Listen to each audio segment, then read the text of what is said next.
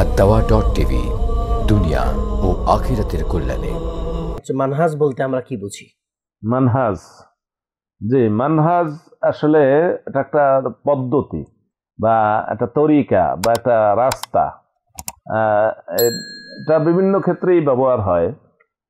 মাযহাব অর্থেও ব্যবহার হতে পারে বা তরিকা পদ্ধতি হিসাবে হতে পারে, ইসলাম মেনে চলার ক্ষেত্রে, ইসলামিক আইন কানুন মান্য করার ক্ষেত্রে হতে পারে। যেমন এক একজন ইমাম বা হাদিস বিশারদদের এক একজনের এক একটা পদ্ধতি ছিল, মাসলাক বলা যায় এটাকে। যেমন ইমাম বুখারী তিনি হাদিস সংকলন করেছেন, তিনি একটা ধারা অবলম্বন করেছেন, কিন্তু ইমাম তিরমিজি ব্যতিক্রমী ধারা অবলম্বন করেছেন। আবার অন্যান্য আইম্মা কেরাম তারা বিভিন্ন ধরনের ব্যতিক্রমী ধারা অবলম্বন করেছেন। এগুলোকে বলা হয় মানহাজ অথবা মাসলাক অথবা সুলুক ইত্যাদি বলা হয়ে থাকে।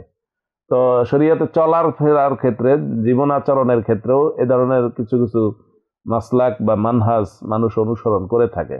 অন্য ভাষায় এটাকে বলা হয় মাযহাব। গোপন বা প্রকাশ এরকম কোনো সুযোগ আছে? এটা গোপন রাখা বা প্রকাশ করা? হ্যাঁ, এটা গোপন রাখা বা প্রকাশ করা এরকম কোনো সুযোগ নাই, বরং শরীয়তের বিষয়গুলো সবার কাছে পরিষ্কার হতে হবে।